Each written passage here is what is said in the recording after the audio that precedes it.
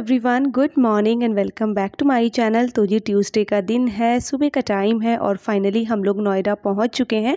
तो Monday night में हम लोग वापस आ चुके थे और इतने ही दिन के लिए हम लोग गए थे, क्योंकि ऐसा है कि बच्चों के ट्यूशन वगैरह भी हैं, फिर इनका ऑफिस भी है। तो इतने ज़्यादा दिन के लिए हम लोग तो नहीं गए थे, लेकिन हाँ, एक दो दिन जितना भी हम लोग रहे हमने बहुत ज़्यादा इंजॉय किया। तो फाइनली मेरी जो छुट्टियाँ थी 2 दिन की वो ख़त्म हो चुकी है। अगेन घर पे आके जो है अपनी ड्यूटी मैंने संभाल ली है। तो सबसे पहले उठते ही जो है मैंने चाय चढ़ाई है और आज मैं 5 बजे नहीं उठी हूँ, क्योंकि आज मुझे उठने में थोड़ा सा लेट हो गया है, क्योंकि रात को हम लोग 10 बजे तो घर ही पहुँचे। उसके बाद हम लोगों ने खाना वगैरह खाया और मेरी हालत बहुत ज़्यादा ख़राब हो गई थी, मेरे सर में और पैरों में बहुत ज़्यादा दर्द हो गया था। तो फिर मुझे मेडिसिन खानी पड़ी, इतना ज़्यादा दर्द था। तो फिर सुबह जो है मॉर्निंग मेरी लेट ही हुई है, करीब 7:15 साढ़े 7 का ये टाइम होगा। तो बस यहाँ पर जो है मैंने चाय रख दी है सबसे पहले, क्योंकि चाय पी के ना थोड़ा सा आराम मिल जाता है, और साथ ही साथ जो है दूध भी बॉईल करने के लिए रख दिया है। तो यहाँ पर अभी अपने लिए और इनके लिए मैंने चाय बनाई है और उसके बाद फिर जो है नाश्ते वगैरह की भी तैयारी करूँगी मैं। तो बस चाय वगैरह पीने के बाद यहाँ पर जो है दोपहर के खाने की तैयारी मैं कर देती हूँ। तो साथ ही साथ लौकी चने की दाल को भी मैं बॉईल करने के लिए चढ़ा दूँगी। हमारे आने से पहले जो है ना काफ़ी तेज़ आंधी और बारिश आई थी, तो हमें तो ऐसा कुछ पता चला ही नहीं, क्योंकि रास्ते में तो ऐसा कुछ हुआ नहीं था। बट जब हम लोग घर आए तब हमने जब घर की हालत देखी ना, तो इतना तेज़ आंधी तूफान आया था कि जो पानी था ना वो दरवाज़ों के नीचे से अंदर तक आया हुआ था। तो तब जाके पता लगा कि हाँ आंधी वगैरह आई है। फिर इन्होंने अपने एक दो फ्रेंड से पूछा तो उन्होंने भी बोला कि बहुत ज़्यादा ही आंधी तूफान आया था। तो घर के हालत बहुत ही ज़्यादा ख़राब थे, क्योंकि सफाई करने में मुझे थोड़ा सा टाइम लगने वाला था। तो फिर मुझे नाश्ता और दोपहर के लंच का जो काम है वो एक ही साथ संभालना था। तो बस उधर जो है दाल मैंने बॉईल करने के लिए रख दी है और दूसरी बार की चाय मैं चढ़ा रही हूँ। तो वंशिका ने बोला कि मुझे भी चाय ब्रेड खाने हैं आज, और एक एक बार की मैंने सोचा चलिए मैं भी फिर पी लूँगी एक बार की चाय, और वैसे तो एक बार की अभी पी चुकी थी थोड़ी बहुत देर पहले। तो नाश्ते में यहाँ पर बच्चों के लिए बस घी में मैं ब्रेड सेक दूँगी अच्छे से, दोनों तरफ से जो है क्रिस्पी होने तक इन्हें सेकूँगी, और थोड़ा थोड़ा सा इसमें जो ऑरिगेनो होता है ना वो डालूँगी ऊपर से हल्का हल्का सा, तो थोड़ा सा ब्रेड का जो टेस्ट है ना वो अच्छा आ जाता है।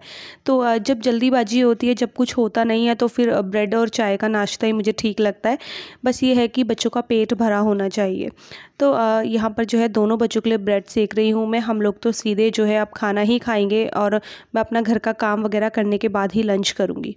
और हाँ, एक कमेंट आया था अभी 1-2 दिन पहले कि किसी के तो मतलब एक भी चैनल ग्रो नहीं होता और किसी के 2-2 चैनल के जो वीडियोस हैं वो वायरल हो जाते हैं। वो कमेंट्स मेरे लिए ही थे और मेरे ही दोनों चैनल के लिए था।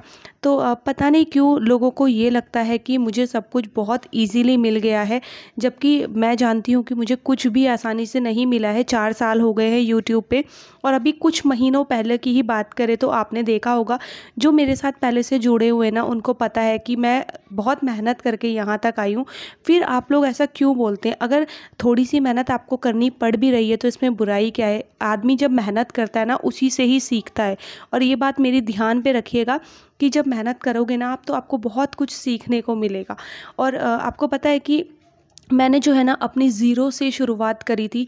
4 साल पहले ज़ीरो से शुरुआत करी थी मैंने, और मेरा एक चैनल था जो कि वंशिका के नाम पे था, और वो चैनल पे 1000 सब्सक्राइबर थे, जिसको कि मैंने डिलीट कर दिया था चैनल। आप समझ सकते हैं, 1000 सब्सक्राइबर थे, मेरा वॉच टाइम भी कंप्लीट होने वाला था, और मैं वो चैनल पूरा डिलीट कर चुकी थी इसी फ्रस्ट्रेशन में कि मेरा व्यूज़ अच्छे नहीं आ रहे हैं, और मतलब मैं बहुत ज़्यादा डीमोटिवेट भी हो रही थी। फिर बीच बीच में मेरे साथ ऐसा कुछ हुआ कि मुझे वो गुस्से में चैनल डिलीट करना पड़ा।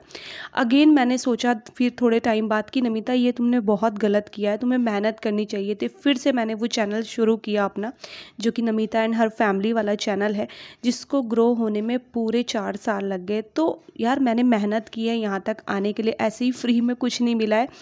एक बात और बता दूं आपको कि मैं जब भी फ्री होती थी ना, तो मैं कभी भी मतलब ये नहीं बोलती थी कि दूसरा मुझे प्रमोट क्यों नहीं कर रहा है। हालांकि मेरे दिल में भी बात आती थी कि कोई मुझे प्रमोट क्यों नहीं कर रहा है, बट फिर मैं उस बीच ये सोचती थी कि जितना मैं दूसरों को बोलूँगी यार मुझे प्रमोट कर दो, आप मेरे चैनल को अपने कम्युनिटी पे पोस्ट कर दो, उतना मैं बड़े यूट्यूबर्स के वीडियो देख के सीखती थी कि क्या मेरे वीडियो में ऐसी कमी है जो मेरा चैनल ग्रो नहीं कर रहा है, और सामने वाले में क्या इतनी अच्छाई है कि उनका चैनल ग्रो कर रहा है। तो पता है अगर कुछ सीखना है ना तो सामने वाले से सीखिए, अपने वीडियोस को कंपेयर कीजिए कि आप एज अ व्यूवर अपने वीडियोस को कैसे देख रहे हैं, तब आपको अपने वीडियोस में कमियां नज़र आएंगी।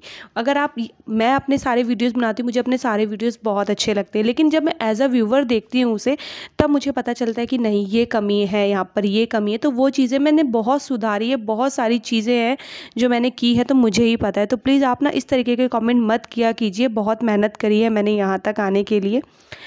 तो आई होप आप मेरी बातों को समझेंगे। तो आपसे बात करते करते मैंने काफ़ी सारे काम निपटा लिए। बाकी बैल्कनीज़ की हालत आपने देख ही ली होगी कि कितनी ज़्यादा गंदी हो रही थी, बहुत ही ज़्यादा धूल मिट्टी हो गई थी। तो बस सबसे पहले जो है मैंने बैल्कनी वगैरह क्लीन की है, और वंशिका और विदांश को आज मैंने डस्टिंग का काम दे दिया था, क्योंकि काम मेरे पास बहुत ही ज़्यादा था। तो ये है कि बच्चे खुशी खुशी में डस्टिंग वगैरह कर लेते हैं, तो दोनों को एक एक काम मैंने पकड़ा दिए थे, और इधर मैं अपना जो है घर के कामों में लग गई थी। तो बस इधर 2 बैल्कनी मैं धो चुकी हूँ, अभी मैं तीसरी बैल्कनी में आई हूँ। तो यहाँ पर शू रैक वगैरह रखा हुआ है, और साथ ही साथ ना प्लांट्स में पानी भी डाल रही हूँ, क्योंकि बारिश आई थी तो जो ऊपर जो ये जो हमारी ग्रिल है इसमें प्लांट्स लगे हुए, इनमें तो पानी आ गया था, बट ये जो और बैल्कनीज है ना इनमें पानी वैसे नहीं आता है। जैसे बौछार आती है ना बारिश की, उस तब तो पानी आ जाता है, वैसे नहीं आता है। तो बस यहाँ पर प्लांट्स को पानी वगैरह डालने के बाद मैंने अच्छे से सारा चीज़ें क्लीन कर दी हैं। और हाँ, एक मेरे पास कमेंट आया था कि ये जो आपने गमले लगाए हुए हैं ये जो ग्रिल के ऊपर है, क्या ये सेफ़ हैं? ज़्यादा तूफ़ान आता है तो इनको कुछ होता तो नहीं है? तो ये बिल्कुल सेफ़ होते हैं, आप लोग इनको ग्रिल में लगा सकते हैं, क्योंकि इनमें ना नीचे लॉक होता है एक। तो जैसे ही आप गमले लगाते हैं नीचे से आप इनको लॉक कर देते हैं, तो ये एकदम फिट हो जाते हैं, फिर कितना मर्जी आंधी तूफ़ान आ जाए आपके गमले कहीं नहीं जाने वाले। तो बस इधर जो है अपना बैल्कनी वगैरह क्लीन करने के बाद मैं आ गई हूँ झाड़ू लगाने के लिए। तो बस पूरे घर में अच्छे से झाड़ू मैं लगा लूँगी। पहले मैं सोच रही थी कि पूरे घर की ना धुलाई कर देती हूँ, बट आज सच बताऊँ तो मेरी हिम्मत हुई नहीं कि मैं पूरे घर की धुलाई कर दूँ, क्योंकि वो जो गांव वाली थकान है ना वो अभी तक भी उतरी नहीं थी। बट ये है कि घर की सफाई तो करनी बहुत ज़रूरी हो जाती है जब आप कहीं जाते हैं, कहीं से वापस आते हैं ना। और इधर कपड़े भी मैंने जो है एक लॉट लगा दिया था सुबह। तो एक लॉट में सिर्फ मेरा एक कंबल ही आया था, क्योंकि ये जो ब्लैंकेट है ये बहुत ज़्यादा बड़ा है, तो एक बार में सिर्फ ये ब्लैंकेट ही धुला था। दूसरा लॉट में कपड़ों का लगा रही हूँ, और अभी आज कपड़े बहुत सारे हैं, क्योंकि जाने से पहले भी जो है मैंने कपड़े नहीं वॉश किए थे, क्योंकि वो प्रोग्राम आपको पता है कि बहुत जल्दी में बना था, ऐसी कोई प्लानिंग थी ही नहीं जाने की। और वो तो कपड़े थे ही थे, साथ में जो गांव से हम लोग आए हैं ना तो वो वाले कपड़े भी हैं। तो इधर किचन की तरफ की बैल्कनी में भी काफ़ी ज़्यादा धूल और गंदगी हो गई है, तो बस यहाँ पर भी मैं पानी डाल के अच्छे से इसको क्लीन कर दूँगी। एक और कमेंट की बात कर लेते हैं जो बहुत बार आता है कि आपके हस्बैंड आपकी बिल्कुल हेल्प नहीं कराते हैं घर के कामों में। तो पहली बात तो ये कि उनके भी अपने ऑफ़िस के काम होते हैं, ऐसा नहीं है कि हस्बैंड घर में अगर बैठे हैं तो वो फ्री हैं। ऑफ़िस की भी बहुत सारी टेंशन होती है, उन्हें अपने ऑफ़िस का भी काम करना होता है। और जहाँ तक रही हेल्प की बात, तो जब मुझे लगता है कि मुझे उनकी हेल्प चाहिए तो मैं उन्हें बोल देती हूँ, और वो कभी मना भी नहीं करते हैं। और एक चीज़ और कि सारी चीज़ें कैमरे में कैप्चर करना भी ज़रूरी नहीं, मैं समझती हूँ कि जिस टाइम पे वो मेरी हेल्प कर रहे हो तो मैं उनको बिल्कुल वीडियो पे ले लूँ।